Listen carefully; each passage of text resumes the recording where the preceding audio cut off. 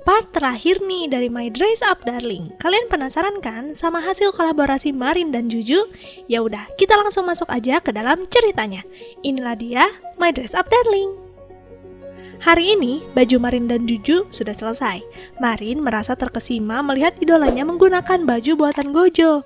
Setelah mereka berdua sudah cocok dengan baju buatan Gojo, mereka pun mulai untuk merias mukanya.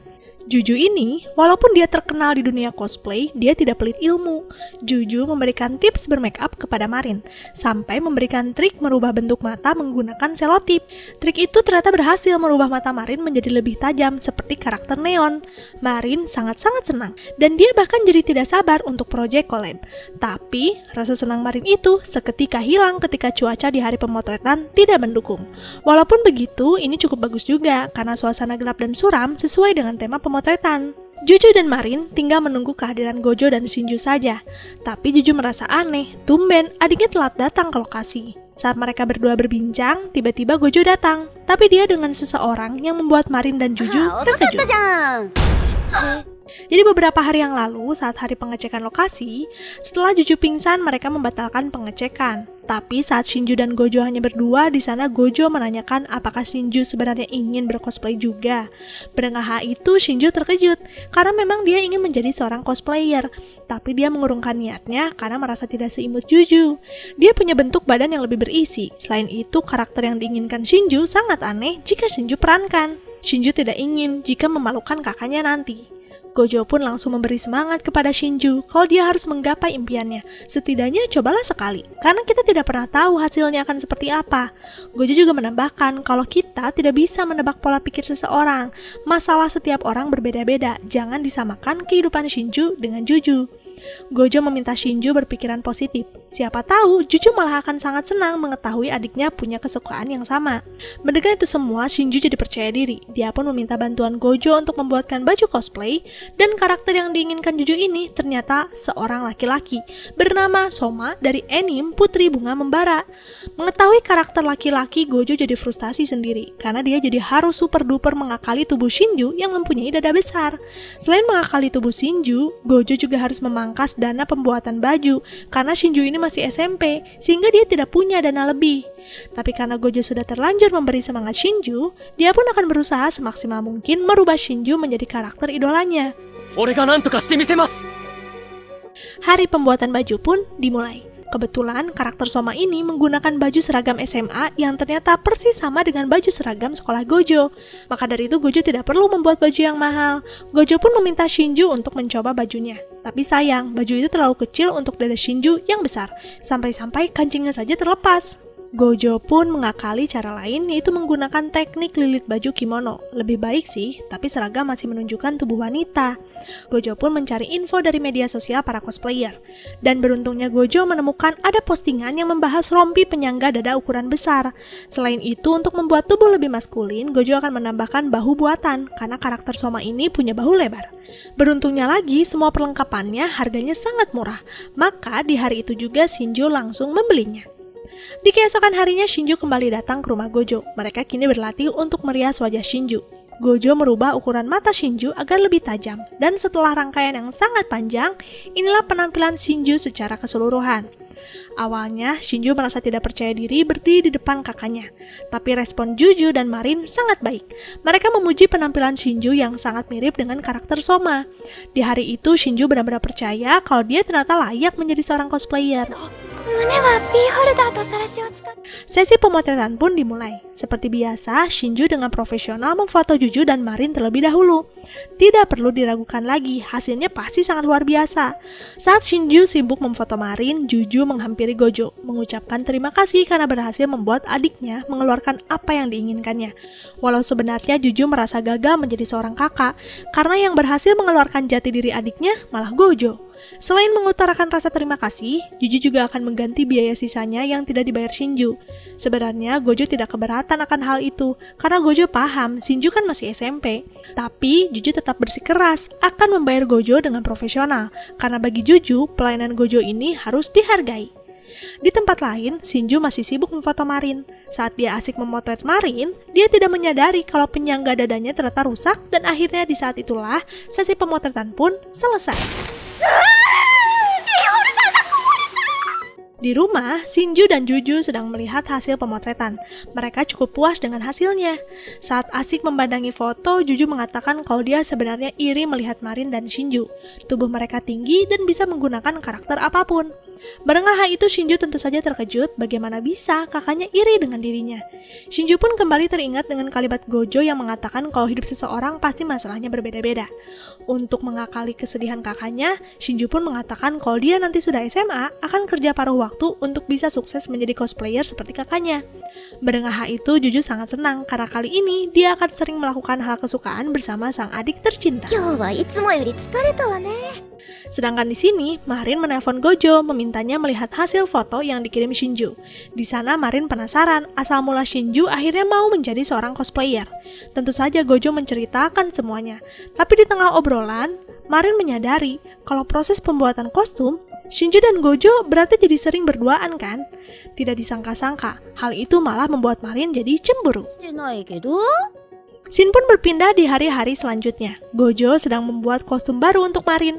Tapi kali ini Gojo selesai lebih cepat karena desainnya hanya seperti ini. Marin ingin memerankan karakter dari game Nyonya Veronica yang hanya menggunakan pakaian minim.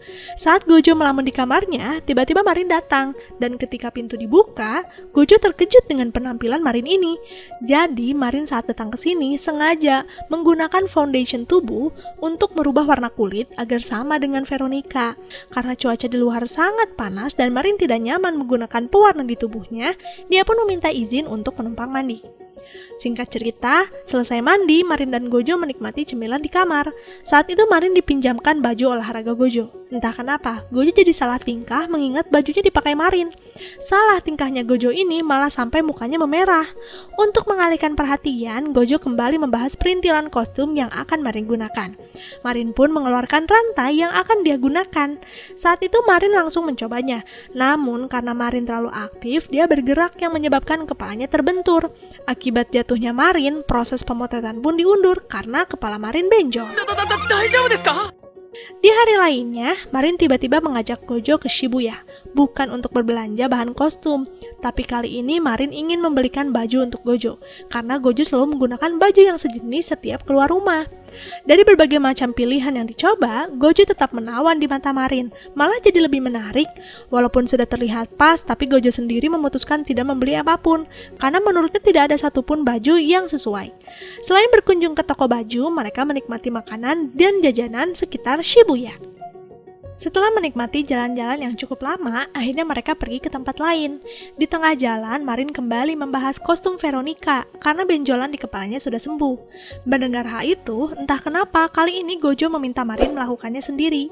Marin tentu saja terdiam, dia merasa dicampakkan oleh Gojo. Marin pun menanyakan alasan Gojo tidak ingin membantunya kali ini. Dengan terbata-bata, Gojo mengatakan kalau dia tidak sanggup melihat Marin menggunakan kostum itu. Bagi Gojo, itu terlalu terbuka.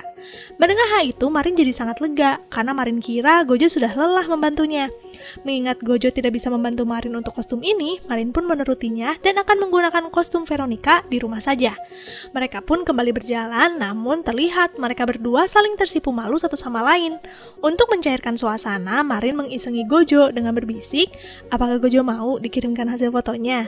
Mendengar hal itu, wajah Gojo jadi memerah dan tentu saja Gojo langsung menolaknya. Tempat selanjutnya yang akan mereka datangi adalah kafe komik, di mana tempat surganya pecinta komik. Di sana mereka bisa membaca komik sekaligus makan atau minum juga. Tapi tempat ini membuat Gojo tidak nyaman karena ruangannya terlalu sempit. Gojo jadi tidak bisa tenang jika terlalu dekat dengan Marin.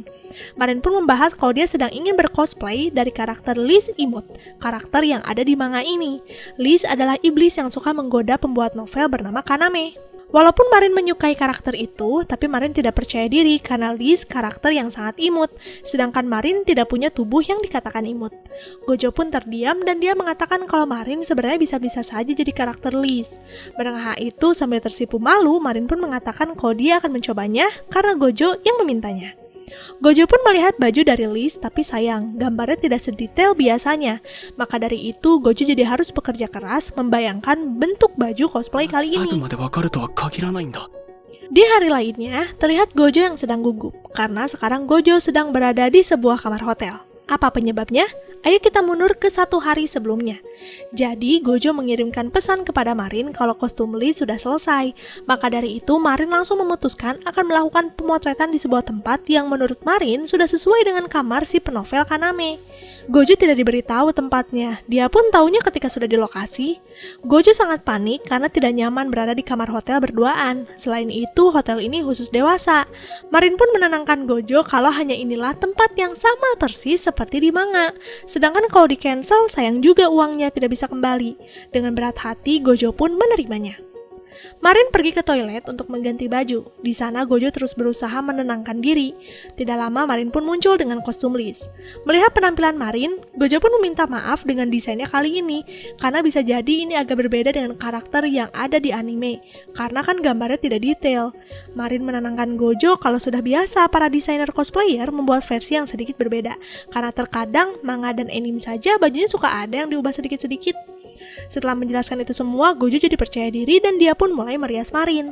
Seperti biasa, penampilan Marin ini sangat memukau. Semua ini tentu saja berkat Gojo yang sudah semakin lihai merubah wajah Marin. Pemotretan pun dimulai. Gojo sudah menyiapkan berbagai macam pose yang harus Marin peragakan, semuanya bersumber dari buku komiknya. Dari semua pose, Gojo sudah sangat puas, tapi ada satu pose yang kurang pas, yaitu ketika Liz berbisik kepada Kaname. Gojo merasa mungkin angle-nya kurang tepat, sehingga dia mempunyai ide untuk memfoto Marin dari bawah. Awalnya sih lancar, mereka bahkan mendapat foto yang diharapkan. Tapi saat menyadari kalau Marin posisinya ada di atas Gojo, mereka berdua saling salah tingkah. Dan untungnya, mereka teralihkan ketika ada telepon masuk. Kejadian tadi di kamar hotel membuat Marin dan Gojo sama-sama sulit melupakan selama seharian. Musim panas segera berakhir. Biasanya anak muda akan mengunjungi festival kembang api.